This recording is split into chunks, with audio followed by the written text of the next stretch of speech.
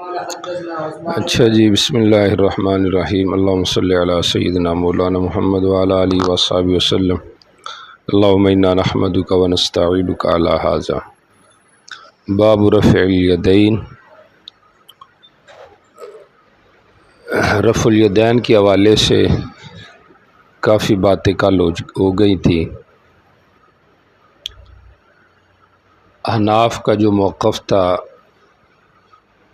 کہ صرف عند افتتاح الصلاۃ رفع الیدین ہے، باقی جو مواقع ہیں، مواضع ہیں، وہ مختلف فی رفع کے۔ تو قاعدہ یہ ہے کہ المتیقن بہ اولی من غیرہ، جو یقینی رفع ہے اس کو لینا چاہیے، اور جو باقی مشکوک رفع ہے اس کا پھر الزام نہیں کرنا چاہیے۔ اور باقی جو روایات ہیں رفع یدین کے حوالے سے فی المواضع المختلفہ، اس کے احناف کی طرف سے دو جوابات دیے گئے ہیں۔ ایک جواب تو حضرت انور شاہ کاشمیری رحمہ اللہ کا ہے کہ یہ اولویت اور عدم اولویت کا اختلاف ہے، کراہت عدم کراہت کا اختلاف نہیں۔ چنانچہ امام ابو بکر الجساس جو ہیں، جن کے شاگرد بھی ہیں حضرت کرخی رحمہ اللہ، جو کہ اجلہ فقہائے احناف میں سے ہیں، ان کی یہی رائے ہے۔ تو حضرت شاہ صاحب کہتے ہیں کہ جب مجھے ان کی رائے سامنے آئی تو میری گردن پہ جو بوجھ تھا کہ رفع دین کی احادیث کا کیا جواب ہونا چاہیے وہ ختم ہو گیا۔ تو گویا کہ رفع الیدین بھی ایک نبی الاسلام کی سنت ہے، لیکن ہمارے ہاں یہ ہے کہ بہتر یہ ہے کہ بندہ رفع یدین نہ کرے۔ اور یہ ابو بکر جساس جو ہیں، یہ متاخرین فقہا صاحب مراقی الفلاح ہو گئے، طحطاوی ہو گئے، ان سے ان کی حیثیت بہت اونچی ہے۔ دوسری رائے جو عام مشہور ہے احناف کی، جو کہ نسخ کی ہے، کہ مواضع مختلفہ کا جو رفع ہے یہ منسوخ ہو چکا ہے، اور یہ بھی اپنی جگہ پر ایک قیمتی رائے ہے، اس کا بھی انکار نہیں کیا جا سکتا۔ اس کی ایک وجہ تو عام سی یہ ہے کہ نسخ تو فی نفسی ہی نماز کے رفع کا ہوا ہے، جو فی الصلاۃ رفع ہے اس کا نسخ فریق مخالف بھی مانتا ہے، چونکہ فی کل خفض و رفع بھی روایات میں موجود ہے۔ ابن اعظم ظاہری اس کے قائل ہیں، بعض اہل حدیث بھی علماء اسلاف کے اس کے قائل ہیں۔ اب وہ جمہور نہیں مانتے۔ ایسے ہی رفع الیدین فی السجود جو ہے یہ بھی احادیث میں موجود ہے، یہاں پہ بھی اس کی روایت آ رہی ہے حضرت عبداللہ ابن زبیر سے، اور ایسے نسائی میں بھی وہ روایت موجود ہے، اور ان میں ایسی روایات بھی ہیں جو استدلال کی صحت کو پہنچی ہوئی ہیں۔ تو اس کا جو نسخ ہے وہ بھی فریق مخالف مانتا ہے، تو فی نفسی ہی نسخ ہوا ہے۔ اب رکوع کا ہوا کہ نہیں ہوا، احناف کہتے ہیں اس کا بھی ہوا ہے، وہ کہتے ہیں نسخ کی دلیل بتاؤ، ہم کہتے ہیں فما ہوا جوابکم فی نسخ الرفع عند السجود فہو جوابنا فی نسخ الرفع عند الرکوع۔ آپ اس کی کوئی دلیل پیش کریں کہ ادھر منسوخ ہوا ہے، اس کی یہ دلیل ہے۔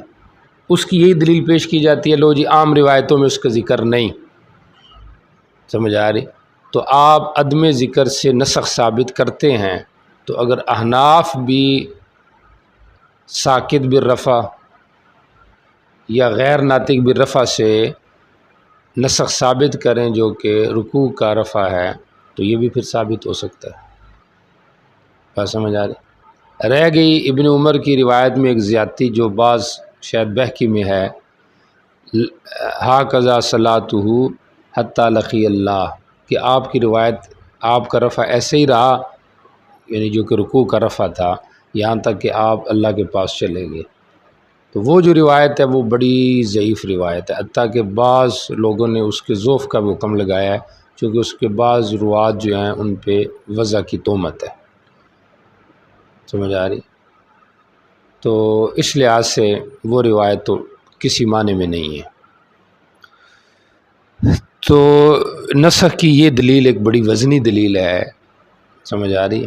اگر اس میں فکر کی جائے تو پھر یہ سمجھنا آسان ہو جائے گا کہ رکوع کا رفع دین بھی منسوخ ہو چکا ہے۔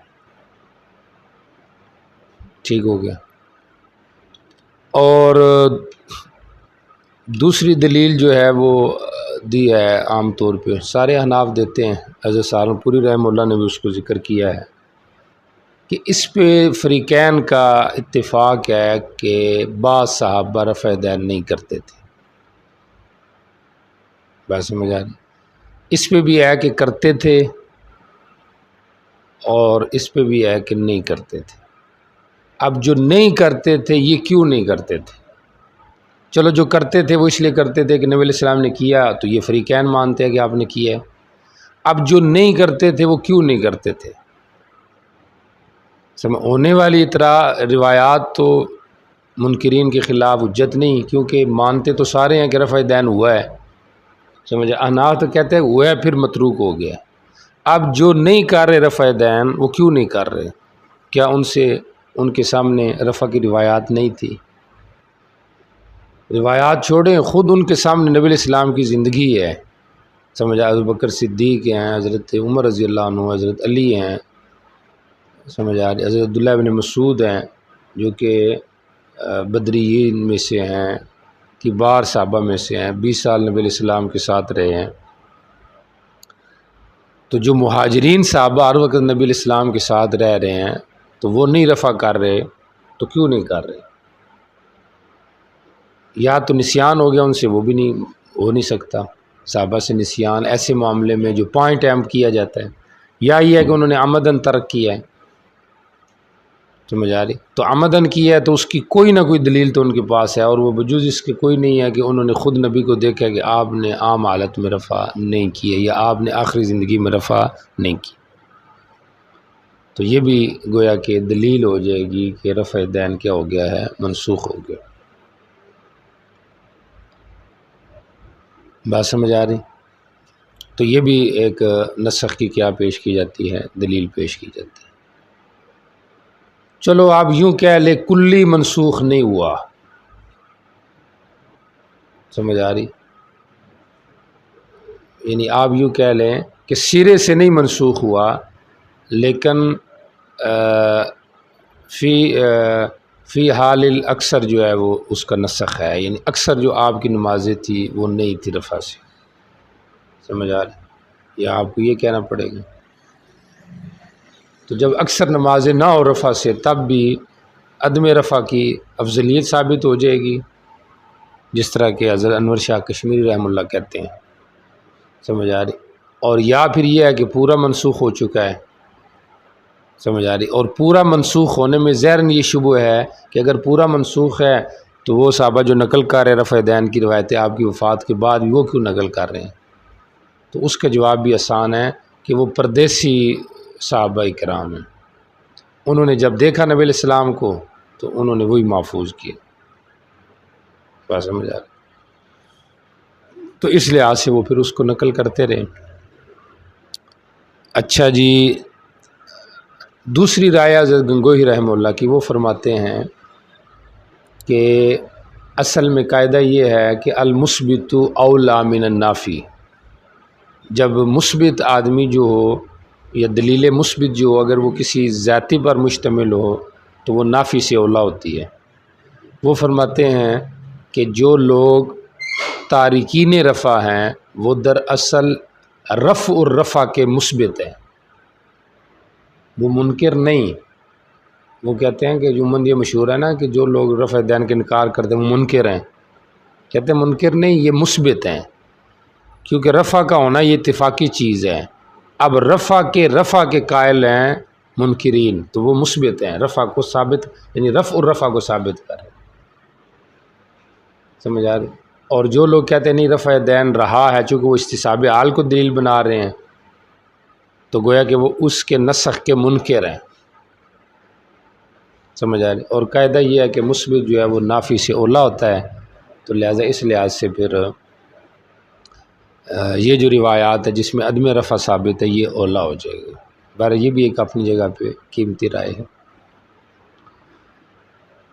اور دو دلیلیں نسخ کی ہوگی، اور تیسری دلیل وہی کل جس کے اوپر اشارتاً بحث ہوگی کہ کتنے ہی ایسے علاقے تھے جہاں پہ صحابہ کرام تھے یا ان کے شاگرد تھے لیکن وہ رفع دین نہیں کرتے تھے، تو یہ بھی ایک دلیل ہے نسخ کی، سمجھ آ رہی کہ نسخ تھا تو اس لیے اس وقت جو مکہ کے لوگ تھے اور اس کے علاوہ کیا کہتے ہیں مدینہ کے لوگ تھے، کوفہ کے لوگ تھے، یہ رفع دین نہیں کیا کرتے تھے۔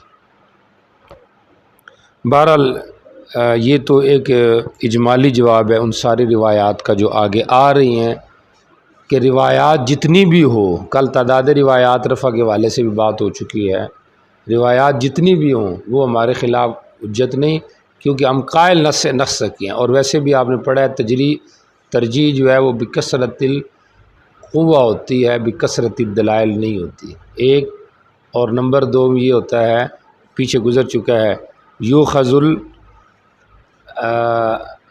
کیا کہتے ہیں اس کو، آخر یوخذ الامر من آخر رسول اللہ صلی اللہ علیہ وسلم، جو آخری امر ہے نبی علیہ السلام کا اس کو لیا جاتا ہے۔ بات سمجھ آ رہی؟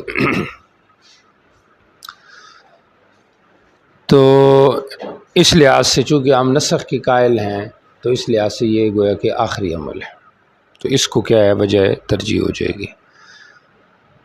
فریق مخالف کے پاس 5-6 روایات ہیں جو کہ زیادہ وزنی ہیں، جن میں حدیث ابن عمر ہے، بخاری میں بھی آئی ہوئی ہے 2-3 جگہ پہ، اس کا ہم نے جواب دے دیا ہے، سمجھ آ رہی؟ تو جو ظاہر حدیث کو لے گا اس کے لیے تو وہ وزنی چیز ہے کہ بخاری میں فلاں حدیث نمبر ہے، لیکن جو سب حالات دیکھے گا تو وہ لازمی اس شعبے میں ہوگا کہ یہ روایت اصول کے لحاظ سے کس درجے کی روایت ہے۔ اور شاہ صاحب کی جو روایت بات ہے وہ بھی وزنی اپنی جگہ پہ، کہ عملاً اور اسناداً رفع کی روایات ثابت ہیں تواتراً، اور اسناداً اور کیا کہتے ہیں اس کو طبقتاً عملاً اور طبقتاً، عمل کے لحاظ سے اور طبقے کے لحاظ سے یعنی تعامل کے لحاظ سے یہ جو روایت ہے، یہ جو دلیل ہے یہ ان لوگوں کو حاصل ہے جو کہ عدم رفع کے قائل ہیں۔ آج جو ہے وہ ہم نے شروع کرنی ہے حدیث عبد الجبار ابن وائل۔ فریق مخالف کی دوسری روایت ہے وائل ابن حجر کی روایت ہے۔ تو امام بخاری اور امام بخاری نے تو 2 ہی روایتیں لی ہیں، ابن عمر کی اور مالک ابن حویرث کی جو آگے روایت آ رہی ہے، بات سمجھ آ رہی؟ اور امام مسلم نے 3 روایتیں لی ہیں، سمجھ آ رہی؟ ایک یہی 2 وہی جو امام بخاری نے ذکر کی ہیں، ایک تیسری روایت بھی انہوں نے لی ہے جو کہ وائل ابن حجر کی روایت ہے۔ دیکھیں ذرا اس کو، اب یہ وائل ابن حجر کی جو روایت ہے یہ 2 طریق سے مروی ہے، عبد الجبار ابن وائل سے بھی، اور آگے آ رہا ہے اس کا عاصم ابن کلیب سے بھی، ٹھیک ہو گیا؟ تو عاصم ابن کلیب کے واسطے سے اور عبد الجبار ابن وائل کی وساطت سے۔ احناف جو ہے اس کا پہلا جواب تو یہی دیتے ہیں کہ ہم ان روایات کے منسوخ ہونے کے قائل ہیں، سمجھ آ رہی؟ یا دوسرے الفاظ میں ان کے مرجوع ہونے کے قائل ہیں، سمجھ آ رہی؟ تو اس لحاظ سے یہ روایات ہمارے خلاف حجت نہیں۔ عبداللہ ابن مسعود رضی اللہ تعالیٰ عنہ کی جو روایت ہے وہ یہ اس کا مقابلہ نہیں کر سکتی، کیونکہ وہ بدری صحابی ہیں، قدیم الصحبہ صحابی ہیں، اور آپ کی ان کے بارے میں بشارت ہے کہ ما رضیت لکم ابن مسعود فخذوہ، جو چیز ابن مسعود تمہارے لیے پسند کرے اس کو لے لو۔ وما سخط لکم ابن مسعود فترکوہ، ابن مسعود جس کو ناپسند سمجھے تو اس کو چھوڑ دو۔ ایک تو وجہ ہے، ایک تو جواب ان روایت کا یہ ہے۔ دوسرا جواب اس کا یہ بھی دیا گیا ہے کہ اس حدیث کی بعض اسناد کے اندر مجہول راوی ہیں اور انقطاع ہے، آگے آ رہا ہے، تو لہٰذا اس لحاظ سے بھی ان روایات کو ہمارے خلاف پیش کرنا ٹھیک نہیں ہے۔ دو جواب ہو گئے۔ تیسرا جواب ان روایت کا یہ دیا گیا ہے کہ ان روایات کے اندر، یعنی وائل ابن حجر کی جو روایت ہے اس کے بعض جگہوں کے اندر رفع عند القیام من الرکعتین بھی ہے، جبکہ جمہور عام جو ہے وہ اس کے قائل نہیں ہے کہ آدمی جب تیسری رکعت کے لیے کھڑا ہو تو اس وقت بھی کیا کرے؟ سجدہ کرے۔ تین جواب ہو گئے۔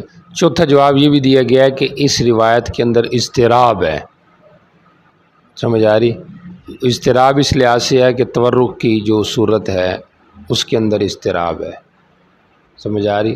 آپ نے تورک کیا یا افتراش کیا، اور پھر تورک جو ہے وہ صرف اخیر میں کیا یا بین السجدتین بھی کیا، تو اس لحاظ سے بھی اس کے اندر کیا ہے؟ اضطراب ہے۔ اور مضطرب روایت جو ہے وہ اصول محدثین کے مطابق اس میں کچھ نہ کچھ کیا ہوتا ہے؟ ضعف ہوتا ہے۔ تو لہٰذا یہ جو حدیثیں ہیں یہ ہمارے خلاف جو ہے وہ حجت نہیں ہے۔ اور ایک وہ بھی جواب دیا گیا ہے جو آپ کو بتایا ہے کہ وائل ابن حجر کی جو آمد ہے، سمجھ آ رہی، یہ 2 دفعہ ہے، سمجھ آ رہی؟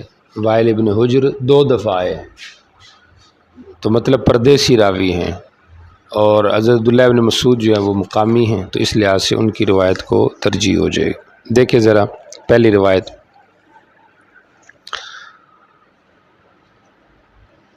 وائل ابن حجر سے روایت ہے، میں ایک لڑکا تھا، میں اپنے باپ کی نماز کو نہیں سمجھتا تھا، سمجھ آ رہی؟ مطلب موجود تھا لیکن سمجھتا نہیں تھا۔ اور بعض لوگوں نے کہا کہ حضرت وائل، یہ عبدالجبار اس ٹائم پیدا ہی نہیں ہوئے تھے، کہتے ہیں یہ بات غلط ہے۔ لا عقل کا مطلب یہی ہے کہ پیدا ہو چکے تھے لیکن ابھی بہت چھوٹے تھے۔ تو مجھے وائل ابن علقمہ نے ان ابی، میرے باپ سے نقل کیا، ان ابی وائل ابن حجر، ان ابی میرے باپ سے جو کہ وائل ابن حجر ہے، مجھے یہ بتایا کہ صلی تو میں نے نبی اسلام کے ساتھ نماز پڑھی۔ وائل کہتے ہیں جب آپ نے تکبیر کی تو ہاتھ اٹھائے، ثم التحفا، پھر آپ نے اپنے اوپر کپڑا لپیٹ لیا، پھر بائیں ہاتھ کو اپنے اخذ شمالہ، دائیں سے پکڑا اور اپنے ہاتھوں کو اپنے کپڑے کے اندر داخل کر لیا، اور جب ارادہ کیا رکوع کرے پھر نکالا، پھر رفع کیا، اور جب ارادہ کیا کہ رکوع سے سر اٹھائے تو پھر رفع دین کیا، پھر سجدہ کیا اور اپنا چہرہ اپنے ہتھیلیوں کے درمیان رکھا، اور جب سر اٹھایا سجدے سے تو پھر رفع دین کیا، حتی فرغ من صلاتہ، یہاں تک کہ وہ نماز سے فارغ ہو گئے۔ تو دیکھیں ایک اس میں یہ ہے رفع الراس من السجود کے درمیان رفع کرنا، یعنی بین السجدتین رفع، یہ بھی گویا کہ مضطرب روایت ہے۔ قال محمد کہتے ہیں میں نے حسن ابن ابی جحادہ سے نقل کیا۔ اچھا، حسن سے یہ روایت ذکر کی تو اس نے آگے سے کہا بالکل یہ روایت تو نبی علیہ السلام کی ہے، لیکن جس نے رفع کرنا تھا اس نے کیا بھی، اور جس نے چھوڑنا تھا اس نے چھوڑا بھی۔ آگے مصنف کہہ رہے ہیں کہ حماد نے جب اس حدیث کو نقل کیا ابن جحادہ سے تو اس نے رفع من السجود کا ذکر نہیں کیا۔ بہرحال رفع بین السجودین، رفع بین السجدتین کے حوالے سے یہ روایت کیا ہے؟ مضطرب ہے۔ جی اگلی روایت میں دیکھ لیں، عبدالجبار ابن وائل حدثنی اہل بیتی ان ابی، تو یہ مجہول گویا کہ راوی ہے، کیا پتہ اہل بیت سے کون مراد ہے۔ جی چلیں آگے چلیں۔ وبه قال حدثنا عثمان بن ابي شيبه قال حدثنا عبد الرحيم بن سليمان عن الحسن بن عبد الله ان عن عبد الجبار بن وائل عن ابيه رضي الله تعالى عنه انه ابصر النبي صلى الله عليه وسلم حين قام الى الصلاه رفع يديه حتى كانت بحيال منكبيه وحال بابهاميه اذنيه ثم كبر. کندھوں کے برابر ہو گئے اور اپنے انگوٹھوں کے ساتھ اپنے انگوٹھوں کو کانوں کے مقابل لائے. ٹھیک ہو گیا. پھر تکبیر کے تو بحیال کا معنی سامنے کیا, سمجھ آ رہی, برابر کیا. تو مطلب یہی ہوا کہ ہتھیلی جو ہے اس کا نچلا حصہ وہ کندھوں کے کیا تھا, برابر تھا. تو کانوں کو کہاں تک اٹھانا ہے, تو اس میں امام صاحب کی دلیل ہوگی کہ فروع الاذنین. جی چلیں. وبه قال حدثنا مسدد قال حدثنا بشر بن المفضل عن عاصم بن كليم عن ابيه عن وائل بن حجر رضي الله تعالى عنه قال قلت لانظرن الى صلاه رسول الله صلى الله عليه وسلم كيف يصلي قال فقام رسول الله صلى الله عليه وسلم واستقبل القبلة وكبر رفع يديه حتى حاذت اذنيه ثم اخذ شماله بيمينه فلما اراد ان يرفع رفعهما مثل ذلك ثم وضع يديه على ركبتيه قال فلما رفع رأسه من الركوع رفعهما مثل ذلك فلما سجد وضع رأسه في ذلك المنزل بين يديه. دیکھیں اس کو جب سجدہ کیا تو اپنا سر اسی جگہ پر لے کے آئے اپنے ہاتھوں سے جس جگہ پر رفع دین کے وقت تھا. رفع وضع رأسه بذلك المنزل, اسی منزل کے اعتبار سے من بین یدیہ اپنے آگے لے کر آئے. بذلك المنزل سے اشارہ وہی جو رفع دین تھا عند افتتاح الصلاۃ, سمجھ آ رہی. تو اس وقت جہاں تک تھا, تو چونکہ پیچھے گزر چکا ہے کہ اس کو کہاں پر لے کر آئے تھے, حاذتا اذنیہ, کانوں کے برابر. تو سجدے میں بھی ہاتھ کانوں کے برابر والی جگہ پر ہونا چاہیے. بعض بندوں کو دیکھا ہوگا آپ نے کہ وہ کندھوں کے برابر رکھتے ہیں اور سارا آگے کر رہے ہوتے ہیں. تو یہ احنافی کی دلیل ہے. جی. ثم جلس فافترش رجله اليسرى ووضع يده اليسرى على فخذه اليسرى وحد مرفقه الايمن على فخذه اليسرى وقبض السنتين وحلق حلقة ورأيته يقول هكذا وحلق بجر الإبهام والوسطى وأشار بالسبابة. وحد مرفقه الايمن على فخذ اليمنى, اور انہوں نے حدہ اپنے دائیں کونی کو اپنے بائیں ران پر حدہ رو کے رکھا, یعنی دائیں جو کونی تھی اس کو اپنی دائیں ران کے اوپر رو کے رکھا, یعنی اس کو نیچے نہیں ٹچ ہونے دیا. اور جیسے ہوتا ہے ایسے ہوتا ہے نا, ساتھ تو نہیں لگا ہوتا, اور جب بندہ تشہد کی حالت میں ہوتا ہے تو اس پہ اشکال بعض شراح نے کیا ہے کہ جیسے صاحب الدر منضود نے کہ یہ دائیں کی کیا تخصیص ہے, یہ تو بائیں میں بھی ایسے ہی ہوتا ہے. پھر ایک اور توجیہ پیش کی کہ وحدہ ہوگا تو اس کا بھی وہی معنی ہے, اکیلا کر کے رکھا, جدا کر کے رکھا.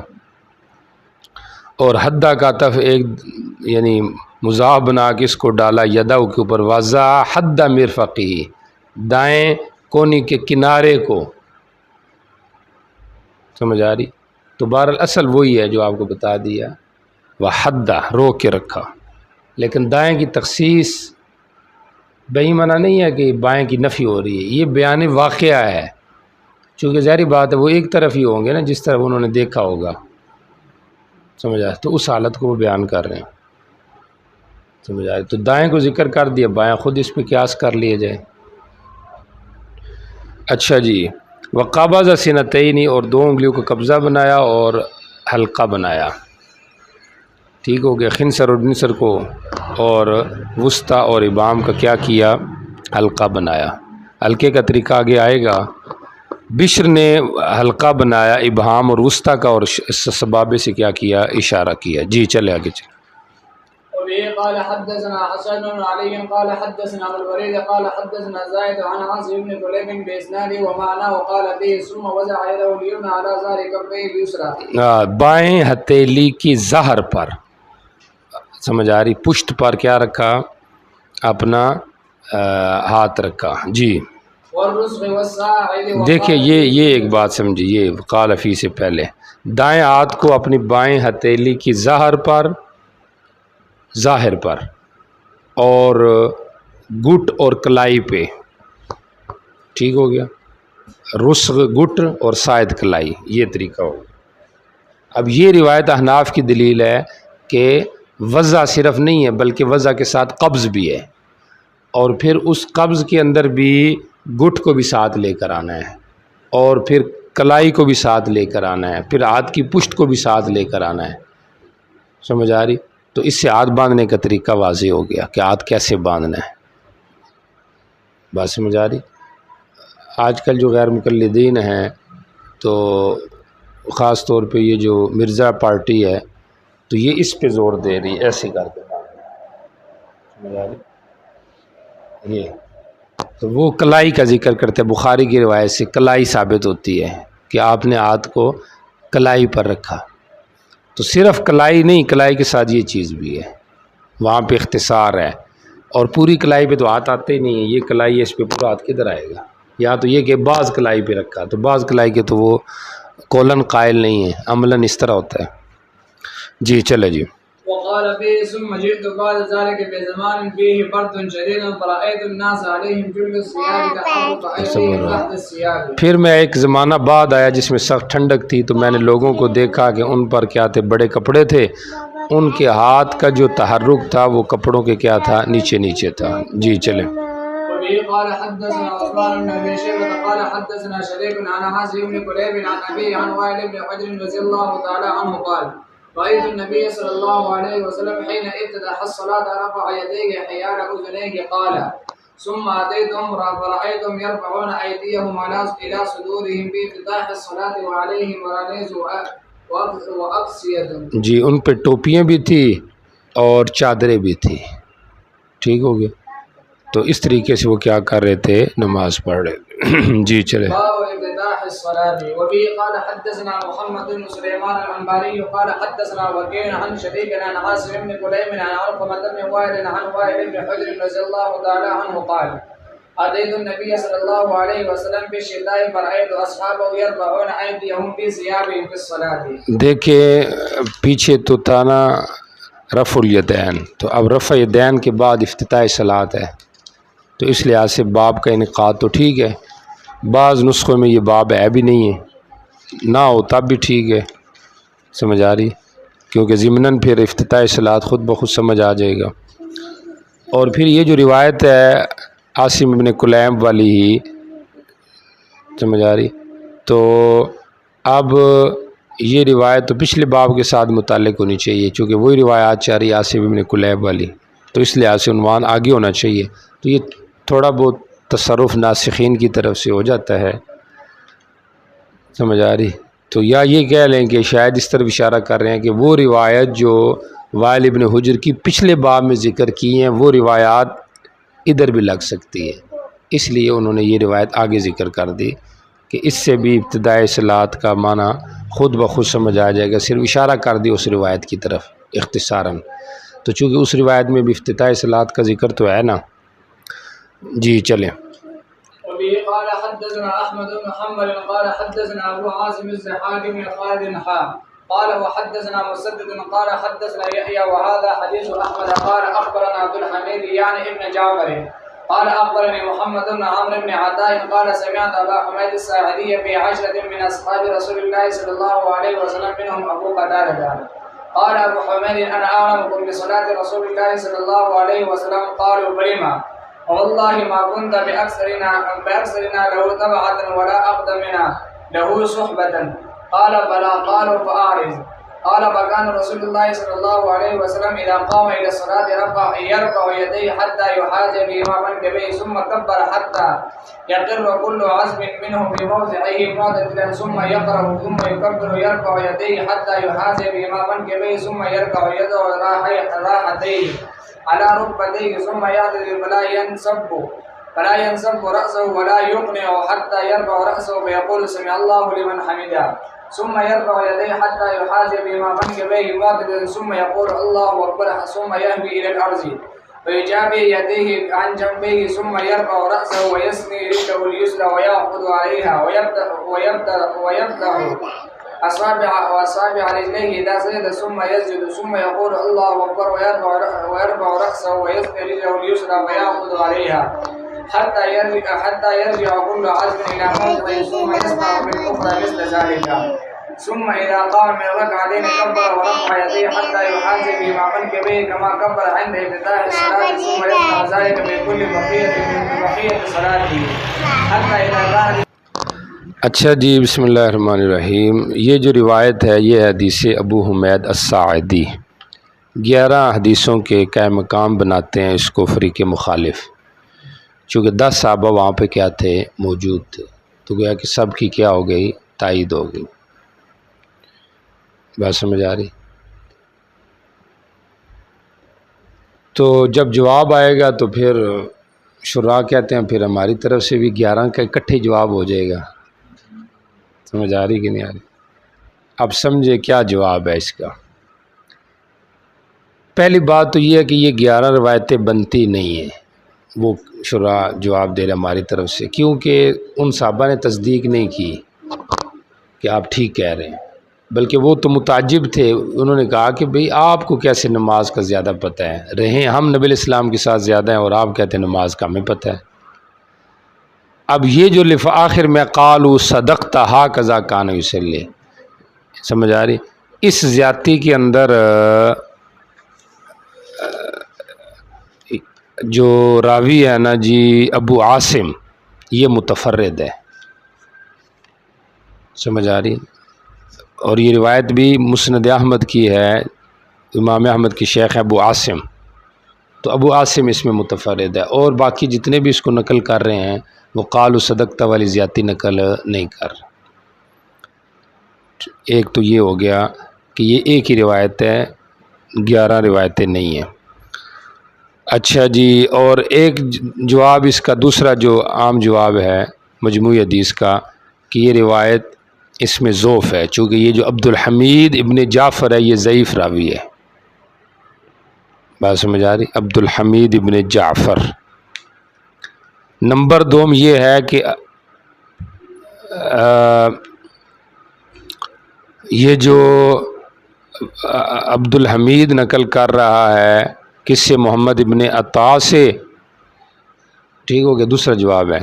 اور محمد ابن عطا اور ابو حمید ساعدی کے درمیان یہاں واسطہ نہیں، لیکن آگے ایک روایت آ رہی ہے 733، وہاں پہ واسطہ موجود ہے. سمجھ آ رہی؟ عیاش ابن سہل یا عباس ابن سہل، تو گویا کہ یہاں پہ انقطاع ہے. عبد الحمید ضعیف ہے اور انقطاع ہے. 2 جواب ہو گئے. تیسرا جواب یہ دیا گیا ہے کہ محمد بن عطا کا سماع ابو قتادہ سے ہے ہی نہیں، چونکہ اس مجلس میں حضرت ابو قتادہ بھی ہیں، اور محمد بن عمر بن عطا یہ نقل کر رہا ہے اس مجلس کا واقعہ. تو مطلب یہ ہو گیا کہ ابو قتادہ سے اس کا لقاء ہے، حالانکہ اس کا لقاء نہیں ہے، چونکہ اس کی وفات ہے 120 ہجری محمد ابن عمر ابن عطا کی، اور اس کی عمر ہے 80 سال. تو 120 سے جب آپ 80 نکالیں گے تو کتنے بن گئے؟ 140. سمجھ آ رہی؟ اور جو ابو قتادہ یہ سن 38 ہجری میں فوت ہوئے ہیں، تو 2 سال بعد شاگرد پیدا ہو رہا ہے، تو وہ پھر کیسے نقل کر رہا ہے ابو قتادہ سے؟ بات سمجھ آ رہی؟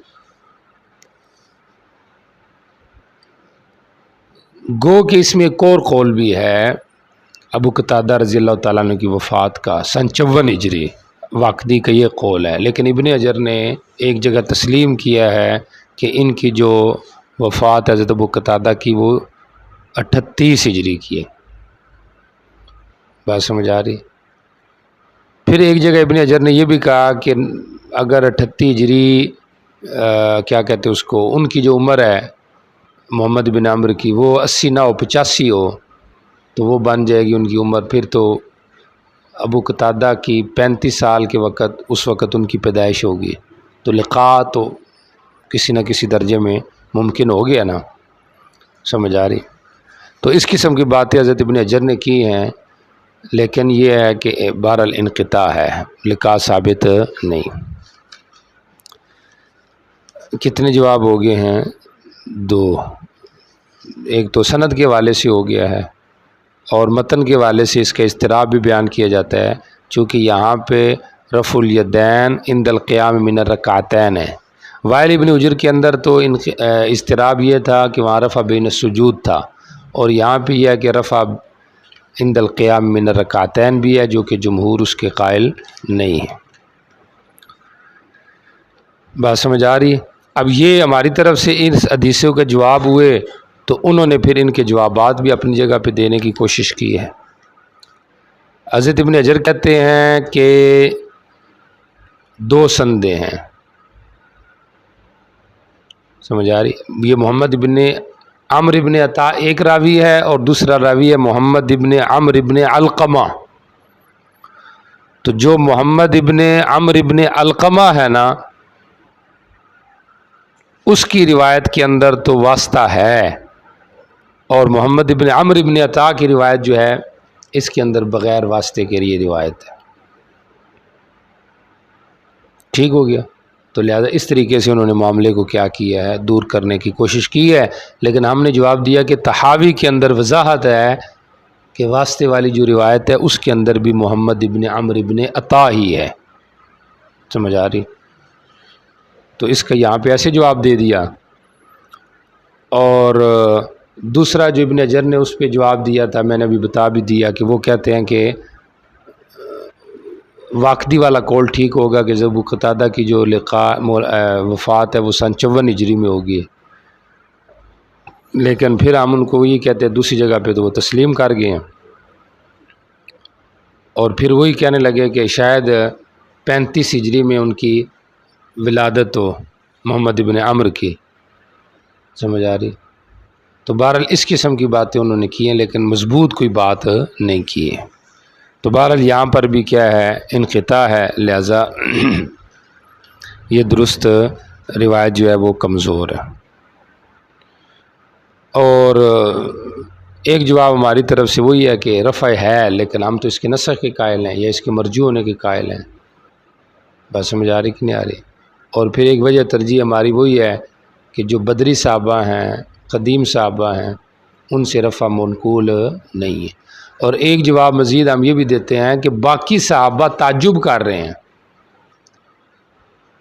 سمجھ آ رہی؟ اور ان کا یہ کہنا کہ میں تمہیں نبی علیہ السلام کی نماز کا ایک طریقہ بتا رہا ہوں، کہ یہ ان کے انداز بھی بتا رہا ہے کہ ان کے پاس کوئی نئی سی دلیل ہے، تو ممکن ہے آپ نے اس موقع پہ رفع کیا ہو جس کو انہوں نے نقل کیا۔ دیکھو نا، کوئی آدمی کسی کو جو پرانا شاگرد ہو یا دوست ہو، اس کے سامنے کوئی بندہ بات کرے کسی کی، تو ایسی نقل کرے گا جو نئی سی بات ہو۔ سمجھ آ رہی؟ تو یہ گویا کہ نیا سا ان کے پاس ایک حدیث تھی جو عام معمول سے ہٹ کر تھی، تو یہ اس کو کیا کر رہے ہیں، نقل کر رہے ہیں۔ آپ کا صلی اللہ علیہ وسلم کا عام معمول رفع دین کا نہیں تھا۔ جی چلے جی، پہلی روایت کا ترجمہ تو دیکھیں جی۔ میں تم سے سب سے زیادہ جانتا ہوں نبی علیہ السلام کی نماز کو۔ انہوں نے کہا کیوں؟ اللہ کی قسم تو ہم سے زیادہ تابع دار بھی نہیں ہے، اور تو ہم سے زیادہ صحبت والا بھی نہیں ہے۔ ولا اقدم لنا صحبت۔ انہوں نے کہا جی بات تو ایسے ہی ہے۔ انہوں نے کہا اچھا چلو فعارض، پیش کرو کیا حدیث ہے۔ کہا نبی علیہ السلام جب نماز کی طرف کھڑے ہوئے تو آپ نے ہاتھ اٹھائے، کندھوں کے برابر لے آئے، پھر تکبیر کی، یہاں تک کہ ہر ہڈی اس سے اپنی جگہ پر رک گئی، معتدلاً، بالکل اعتدال سے، میانہ روی سے آپ نے یہ کام کیا۔ پھر قرات کی، پھر تکبیر کی، رفع دین کیا اور رکوع کیا، اور اپنی ہتھیلیوں کو اپنے گھٹنوں پہ رکھا، پھر اعتدال کیا، برابر کیا ہر ایک کو، نہ سر اٹھایا نہ اس کو نیچے جھکایا، یقنیو نیچے جھکانا، پھر سر اٹھایا، سمیع اللہ لمن حمدہ کہہ رہے تھے، پھر رفع دین کیا، کندھوں کے برابر لے آئے بالکل تسلی سے، پھر آپ اللہ اکبر کہتے ہوئے زمین کی طرف چلے گئے اور اپنے ہاتھوں کو اپنے پہلوؤں سے الگ رکھا، پھر سر اٹھایا اور اپنا باؤں پائیں موڑ لیا اور اس کے اوپر بیٹھ گئے۔ سمجھ آ رہی؟ یہ افتراش کے باب میں حنفیہ کی دلیل ہے۔ وَيَفْتِخُ، اور آپ نے پاؤں کی انگلیوں کو نرم کیا جب کہ آپ نے سجدہ کیا، یعنی ان کو قبلے کی طرف رکھا۔ پھر سجدہ کیا، پھر اللہ اکبر آپ کہہ رہے تو سر کو اٹھایا، بایاں پاؤں موڑ لیا اور اس کے اوپر بیٹھ گئے کہ ہر ہڈی اپنی جگہ پر آ گئی۔ پھر دوسری میں بھی آپ نے ایسے ہی کیا۔ پھر جب 2 رکعتوں سے کھڑے ہوئے اور اپنے ہاتھ اٹھائے کندھوں کے برابر کیا، جس طرح کے تکبیر اولیٰ کے وقت آپ نے کیا تھا۔ پھر ایسے ہی کر رہے تھے آپ ہر باقی نماز میں، یہاں تک کہ وہ سجدہ جس میں سلام تھا تو بایاں پاؤں آپ نے پیچھے ہٹایا اور متورکن، تورک ورک سے ہے سمجھا، سرین پہ بیٹھنا، متورک ہو کہ آپ اپنی بائیں حصے پر بیٹھ گئے۔ انہوں نے کہا جس آپ نے سچ کہا، آپ نبی علیہ السلام ایسی نماز پڑھتے تھے۔ سمجھ آ رہی؟ تو قال صدقتا کے حوالے سے تو بات ہو چکی ہے۔ باقی تورک اور افتراش میں حناف کے افتراش ہے مطلقاً، مالکیہ کے یہاں مطلقاً تورک ہے، اور شوافی اور نابلہ کے ہاں جو ہے نا وہ آخری جو سلام قد ہے اس کے اندر تورک ہے۔ اگر رکعت 2 نمازوں والی رکعت ہو نماز ہو تو حنابلہ کے ہاں اس کے اندر افتراش ہے، اور شوافی کے یہاں اس کے اندر کیا ہے؟ تورک۔ جی چلے آگے جائیں۔ وبه قال حدثنا قتيبة بن سعيد قال حدثنا ابن لهيعة عن يزيد يعني ابن أبي حبيب عن محمد بن عمرو بن حلحلة عن محمد بن عمرو العامري قال كنت في مجلس عن أصحاب رسول الله صلى الله عليه وسلم فتذاكروا الصلاة صلى الله عليه وسلم فقال أبو حميد رضي الله تعالى عنه فذكر قال هذا الحديث وقال إذا رفع أمكن كفيه من ركبتيه وفرج بين ٹکا دیا اپنی ہتھیلی کو اپنے گھٹنوں پر اور اپنی انگلیوں کے درمیان کشادگی پیدا کی۔ جی، ثم حسر ظهره اپنی کمر توڑی یعنی اس کو جھکایا۔ جی، غير مقنع رأسه ولا صافح بخده، صافین معنی نہ آپ اپنی رخسار کے ساتھ ایک طرف ہونے والے تھے، ظاہر کرنے والے تھے اپنی رخسار کو، یعنی ایسے دائیں بائیں اپنا چہرہ نہیں کیا ہوا تھا۔ جی، وقال فإذا قعد من الركعتين قعد على بطن قدمه اليسرى ونصب اليمنى، فإذا كان في الرابعة أقصى بورقه اليسرى إلى الأرض وأخرج قدميه من ناحية واحدة۔ افزا یعنی ملایا بائیں سرین کو زمین کی طرف اور دونوں قدموں کو ایک طرف نکالا۔ تورک میں پھر دونوں پاؤں ایک طرف نکالنے ہیں، یا دایاں کھڑا کر کے صرف بائیں کو نکالنا ہے، سمجھ آ رہی؟ اور ایک تورک کی یہ بھی صورت ہے کہ بایاں پاؤں دائیں پاؤں کی جو ران ہے اور پنڈلی ہے اس کے درمیان دبا دے، یہ بھی تورک ہے۔ تورک کی کئی صورتیں ہیں۔ جی، وبه قال حدثنا عيسى بن ابراهيم المصري قال حدثنا ابن وهب عن ليث بن سعد عن يزيد بن محمد القرشي عن ويزيد بن ابي حبيب عن محمد بن عمرو بن حلحلة عن محمد بن عمرو بن عطاء نحو هذا قال فإذا سجد وضع يديه غير مفترش ولا قابضهما واستقبل بأطراف أصابعه القبلة۔ جی، نہ پھیلانے والے تھے نہ قبض کرنے والے تھے، یعنی اپنی آل پہ اس کو چھوڑ دیا اور قبلے کی طرف اپنی انگلیوں کو کیا کیا؟ متوجہ کیا۔ جی، وبه قال حدثنا علي بن حسين بن ابراهيم قال حدثنا ابو بدر قال حدثني زهير ابو خيثمة قال حدثنا الحسن بن حر قال حدثني عيسى بن عبد الله بن مالك عن محمد بن عمرو بن عطاء احد بني مالك عن عباس او عياش بن سعد الساعدي انه كان في مجلس فيه ابوه وكان من أصحاب النبي صلى الله عليه وسلم في المجلس أبو هريرة وأبو سعيد أو أبو حميد الساعدي وأبو سعيد بهذا الخبر يزيد أو ينقص۔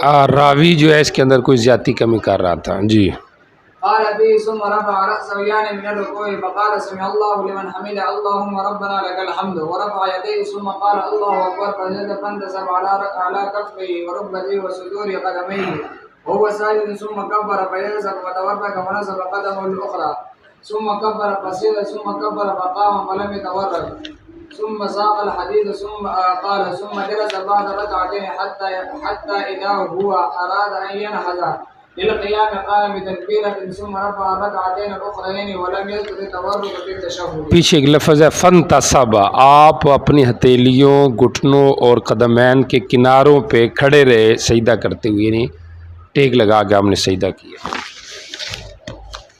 جی ٹھیک ہو گیا۔ تو مطلب آخری جو قعدہ ہے اس میں تورک کا ذکر آ رہا ہے، درمیان میں نہیں آ رہا، تو یہ کس کی دلیل ہو گئی؟ امام احمد اور امام شافعی رحمہ اللہ کی۔ ہمارے ہاں یہ حالت عذر پر یا بڑھاپے پر محمول ہے، چونکہ آخری عمر کی یہ نمازیں نقل کر رہے ہیں تو اس لحاظ سے یہ ہے. جی چلیں. قال حدثنا احمد بن حنبل قال حدثنا عبد الملك بن عمرو قال اخبرني فليح قال حدثنا عباس بن سالم قال اجتمع ابو حميد وابو سعيد وسالم بن سعد ومحمد بن مسلمة فذكروا صلاة رسول الله صلى الله عليه وسلم فقال ابو حميد انا اعلمكم بصلاة رسول الله صلى الله عليه وسلم فذكر بعض هذا قال ثم رفع ووضع يديه على ركبتيه كأنه قابض عليه. قابض علیہ مطلب اس کو پکڑنے والے ہیں. جی. ووتر یدیہ اپنے ہاتھوں کو تانے رکھا، تانت بنا کے رکھا، یعنی خم نہیں آنے دیا اس میں. جی. ہاتھوں کو پہلوؤں سے الگ رکھا. جی.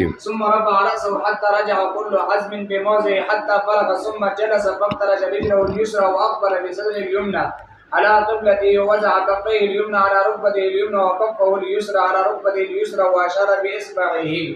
قال أبو داود روى هذا الحديث عتبة بن أبي حكيم عن عبد الله بن عيسى عن العباس بن الصالح لم يذكر التورك وذكر نحو حديث فليح وذكر الحسن بن حر نحو جلسة حديث فليح وعتبة. امام ابو داود وہی بتا رہے ہیں تورک کا ذکر بعض راوی کر رہے ہیں اور بعض نہیں کر رہے، تو یہ کہ اضطراب ہے اس کے اندر. بات سمجھ آ رہی؟ جی چلیں آگے چلیں. قال حدثنا عمرو بن عثمان قال حدثنا بقية قال حدثنا عتبة قال حدثنا عبد الله بن عيسى عن العباس بن سالم الساعدي عن ابي حميد رضي الله تعالى عنه بهذا الحديث قال وإذا سجد فرج بين فخذيه غير حامل بطنه على شيء من فخذيه. جب سجدہ کیا تو رانوں میں کشادگی پیدا کی، پیٹ کو رانوں میں سے کسی حصے پر نہیں اٹھایا، یعنی پیٹ رانوں سے جدا تھا. جی. قال ابو داود ورواه ابن المبارك قال اخبرنا فليح سمعت عباس بن سالم يحدث فلم احفظ حدثني وراه ذكر عيسى بن عبد الله انه سمع من عباس بن سالم انه عباس بن سالم قال حضرت عباس حمید السعدی رضی اللہ تعالی عنہ. ٹھیک ہو گئی. یہ وہی بات ہے کہ یہاں پہ واسطہ موجود ہے، عباس ابن سہل وہ کہہ رہا ہے حضرت ابا حمید الساعدیہ. جی چلو. وفي قال حدثنا محمد بن معمر قال حدثنا حجاج بن منهال قال حدثنا امام قال حدثنا محمد بن جحادة عن عبد الجبار بن وائل عن ابيه رضي الله تعالى عنه عن النبي صلى الله عليه وسلم في هذا الحديث قال فلما سجد وقعد ركبتاه الى الارض قبل ان تقاعد کفاہ. جی دیکھیں ترجمہ، جب آپ نے سجدہ کیا تو گھٹنے زمین کی طرف آپ نے لگائے پہلے اس کے کہ تیلی لگے، تو یہ حناف کی دلیل ہو گیا. سمجھ آ رہی؟ وضع الرکبتین قبل الیدین اس کا عکس ہے. جمہور تو وضع الیدین رکبتین قبل الیدین کے قائل ہیں، مالکیہ اس کے الٹ کے قائل ہیں، تو یہ جمہور کی دلیل ہو گئی. سمجھ آ رہی؟ ایسے ہی جب اٹھنے میں ہے تو جمہور کے یہاں پہلے ہاتھ اٹھانے ہیں پھر گھٹنے، اور مالکیہ کے یہاں پہلے گھٹنے اٹھانے ہیں اینڈ میں ہاتھ اٹھانے ہیں. سمجھ آ رہی؟ جی چلیں. فلما سجد وضع وجبهته بين كفيه وجاء به عن ابتيه قال حجاج وقال حماد قال وحدثنا شقيق قال حدثنا حازم بن كليم عن ابي عن النبي صلى الله عليه وسلم بمثل هذا وفي حديث احدهما واكبر علمي انه في حديث محمد بن جحادة واذا نهض على ركبتيه واعتمد على فخذيه. چونکہ یہاں پہ دو استاذ ہیں حمام کے، ایک پیچھے محمد ابن جحادہ ہے اور ایک یہاں پہ دوسرے کے اندر شقیق ہے. تو حمام کہہ رہے ہیں کہ مجھے لگتا ہے کہ یہ محمد ابن جحادہ کی حدیث میں یہ الفاظ ہیں کہ جب آپ کھڑے ہوئے تو آپ گھٹنوں کے سہارے کھڑے ہوئے اور پھر اپنی رانوں پر آپ نے کیا کیا؟ اعتماد کیا. تو اٹھتے ہوئے اعتماد علی الارض ہونا چاہیے یا اعتماد علی الفخذین ہونا چاہیے، علی الرکبتین ہونا چاہیے؟ تو اس کے اندر بھی جمہور کہتے ہیں کہ اعتماد علی الرکبتین ہونا چاہیے. سمجھ آ رہی؟ شافعیہ کہتے ہیں کہ اعتماد علی الارض ہونا چاہیے، اور مالکیہ کے یہاں اعتماد علی الارض ہی ہے، لیکن یہ ان کے یہاں مستقل نہیں ہے، کیونکہ ان کے یہاں یہ ہے کہ آخری ہاتھ تک ہاتھ جو ہے وہ زمین تک لگے رہنے چاہیے، پھر آخر میں جا کے بندہ زمین سے اپنے ہاتھ اٹھائے جتنا جتنا اوپر ہوتا جائے. تو جی چلیں، تو بارہ یہ احناف کی دلیل ہے، نہض علی رکبتیہ واعتمد علی فخذیہ. جی وبه قال حدثنا مسدد قال حدثنا عبد الله بن داود عن فطر عن عبد الجبار بن وائل عن ابيه رضي الله تعالى عنه قال رأيت رسول الله صلى الله عليه وسلم يرفع ابهامه في الصلاة الى شحمة اذنيه. ٹھیک ہو گیا، یہ احناف کی دلیل ہو گئی. جی وبه قال حدثنا عبد الملك بن شعيب بن ليث قال حدثني ابي عن جدي عن يحيى بن ايوب عن عبد الملك بن عبد العزيز بن جريج عن ابن شهاب عن ابي بكر بن عبد الرحمن بن الحارث بن هشام عن ابي هريره رضي الله تعالى عنه انه قال كان رسول الله صلى الله عليه وسلم اذا كبر للصلاه جعل يديه حذو منكبيه واذا رفع فعل مثل ذلك واذا رفع للسجود فعل مثل ذلك واذا قام من الركعتين فعل مثل ذلك. یہ حدیث ابو ہریرہ ہے، تیسری حدیث آ گئی ہے، سمجھ آ رہی ہے؟ اس کا جواب سمجھے. ایک تو جواب ہماری طرف سے یہ دیا گیا کہ یحییٰ ابن ایوب جو ہے وہ ضعیف راوی ہے اس کے اندر. دوسرا جواب یہ دیا گیا کہ ابن جریج مدلس ہے، ان سے نقل کر رہے ہیں، تو سند کے حوالے سے یہ اس کے اندر کیا ہے، اشکال ہے. باقی جو جوابات ہیں عمومی وہ تو ہو چکے ہیں کہ حدیث منسوخ ہے، سمجھ آ رہی ہے. یا اقدم بالصحبہ جو صحابہ ہیں ان کی حدیث کو کیا ہے، ترجیح ہے بنسبت کس کے، اس کے. یا یہ ہے کہ یہ جواز کا بیان ہے، اولویت یہی ہے کہ بندہ رفع دین مختلف جگہ پہ نہ کرے. جی ٹھیک ہو گیا. ترجمہ دیکھ لے. ہاتھوں کو کندھوں کے برابر کیا اور جب رکوع کیا پھر بھی اس طرح رفع دین کیا. جب سجدہ کیا رفع للسجود تو فعل مثل ذالک، تو پھر بھی ایسے ہی کیا. جب اٹھے کس کے لیے، سجدے کے لیے، سر اٹھایا سجدے کے لیے. اچھا جی، اور جب 2 رکعتوں سے کھڑے ہوئے تو پھر بھی ایسے کیا. جی چلیں.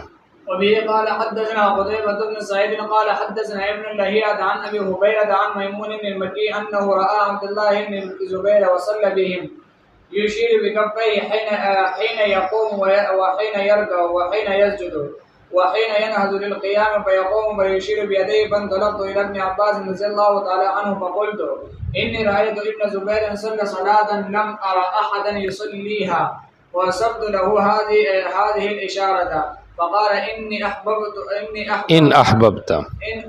أحببت أن تنظر إلى صلاة رسول الله صلى الله عليه وسلم فاقتدي بصلاة عبد الله بن زبير. یہ حدیث عبداللہ ابن زبیر ہے جو کہ میمون مکی کی روایت ہے. اس کا حوالہ پیچھے گزر چکا ہے. ترجمہ دیکھیں.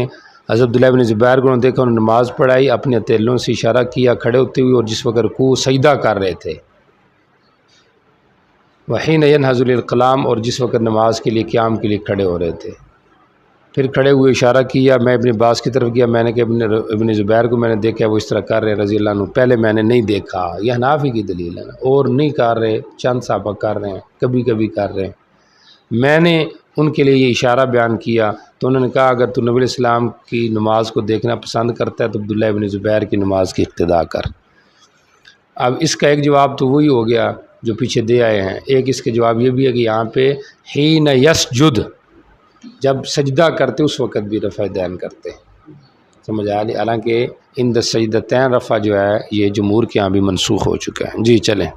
وبه قال حدثنا قتيبة بن سعيد ومحمد بن عبان المعنى قال حدثنا نضر بن كثير يعني الساعدي قال صلى الى جنب عبد الله بن طاووس في مسجد الخير. جی مسجد خیف میں انہوں نے نماز پڑھی میرے پہلو میں. جی وكان اذا سجد السجدة الاولى فرفع رأسه منها رفع يديه تلقاء وجهه فأنكرت ذلك فقلت لوهيب بن خالد فقال له وهيب بن خالد تصنع شيئا لم ارى احدا يصنع. میں نے کسی کو یہ کرتے نہیں دیکھا. جی فقال ابن طاووس رأيت ابي يصنع وقال ابي اني رأيت ابن عباس رضي الله تعالى عنه يصنع ولا اعلم الا انه قال كان النبي صلى الله عليه وسلم يصنع. تو اس کو حدیث ابن عباس بنا لیں، آپ کی مرضی ہے، سمجھ آ رہی. تو اگر یہ حدیث ابن عباس ہو تو اس میں رفع دین کا ذکر آتا ہے، لیکن اس کے جوابات بھی پہلے گزر چکے ہیں، سمجھ آ رہی. اور ایک جواب یہی ہے کہ اس میں رفع عند السجدۃ کا ذکر ہے، حالانکہ اس کا کوئی قائل نہیں ہے. جی چلیں. وبه قال حدثنا نصر بن علي قال اخبرنا عبد الاعلى قال حدثنا عبد الله عن نافع عن ابن عمر رضي الله تعالى عنهما انه كان اذا دخل في الصلاه كبر ورفع يديه واذا ركع وإذا ركع وإذا قال سمع الله لمن حمده وإذا قام من الركعتين رفع يديه ويرفع ذلك إلى رسول الله صلى الله عليه وسلم. جی ٹھیک ہو گیا. جی قال أبو داود الصحيح قال ابن عمر رضي الله تعالى عنهما وليس بمرفوع. یہ مرفوع حدیث نہیں ہے، یہ موقوف ہے. پیچھے بات گزری تھی کہ نافع ابن عمر موقوف ہے اور سالم ابن عمر یہ مرفوع ہے. جی یہ نافع ابن عمر ہے. جی قال أبو داود ورواه بقية أوله عن عبد الله وأسنده ورواه السقفي عن عبد الله اوقفه على ابن عمر رضی اللہ تعالی عنہ. اور پھر اس کے اندر جو عبید اللہ ہے نافع کا جو شاگرد ہے اس کے اندر بھی اختلاف ہے. کوئی اس کو رفع نقل کر رہا ہے، کوئی اس کو موقوف نقل کر رہا ہے. تو جو عبدالعالی ہے وہ اس کو کیا کہتے ہیں، اس کو یہاں پہ موقوف نقل کر رہا ہے بلکہ مرفوع، اور دوسرا جو ان کا شاگرد ہے وہ اس کو کیا کر رہا ہے، موقوف نقل کر رہا ہے. جی وقال به وإذا قام من الركعتين يرفعهما إلى صدره وهذا هو الصحيح. قال أبو داود رواه الليث بن سعد ومالك وأيوب بن جريج موقوفا. یہ سب موقوف نقل کر رہے ہیں. جی وأسنده حماد بن سلمة وحده. صرف حماد ابن سلمہ جو ایوب کا شاگرد ہے، اور ایوب پھر آگے کس کا شاگرد ہے، نافع کا. یہ جو لوگ ہیں یہ نقل کرتے ہیں صرف کیا، مرفوعاً اس کو. جی ولم يذكر أيوب ومالك الرفع إذا قام من السجدة. اور ایوب اور مالک نے تو اذا قام من السجدتین بھی رفع کو نقل نہیں کیا. جی وذكره الليث في حديثه قال ابن جريج فيه قلت لنافع أكان ابن عمر رضي الله تعالى عنه يجعل الأولى أربعه. پہلا جو رفع یدین تھا ابن عمر وہ سب سے بلند کرتے تھے. جی قال لا. انہوں نے کہا نہیں، برابر کرتے تھے. أشير لي بأشار. بتاؤ مجھے کیسے کرتے تھے؟ تو انہوں نے ثدیین کی طرف یا اس سے نیچے کی طرف اشارہ کیا. سمجھ آ رہی کہ اس طرح وہ کیا کرتے تھے، رفع یدین کرتے تھے. جی چلیں. امام بخاری رحمہ اللہ نے عبدالعالی کی جو روایت ہے یہ نقل کی ہے مرفوعاً، اور پھر وہ جو حماد ابن سلمہ کی جو روایت ہے ایوب سے اس کو تابع کے طور پہ پیش کر کے مرفوع روایت انہوں نے ذکر کرنے کی کوشش کی ہے. امام ابو داؤد کی سند سے معلوم ہوتا ہے کہ ان کے یہاں موقوف روایت کا ہونا یہ زیادہ راجح ہے کیونکہ اس کے توابع زیادہ ہیں. جی وبه قال حدثنا القعنبي عن مالك عن نافع أن عبد الله بن عمر رضي الله تعالى عنهما كان إذا ابتدأ الصلاة يرفع يديه حظ منكبيه وإذا رفع رأسه من الركوع رفعهما دون ذلك. قال أبو داود ولم يذكر رفعهما دون ذلك أحد غير مالك فيما أعلم. ٹھیک ہو گیا. یہاں پہ کیا ہے، ابتداء رفع یدین کا ذکر ہے، اور دوسرے نمبر پہ جو رفع بعد الرکوع ہے اس کا ذکر ہے. تو امام ابو داؤد کہہ رہے ہیں کہ یہ جو رفع ہے یہ صرف مالک نقل کر رہے ہیں. سمجھ آ رہی ہے؟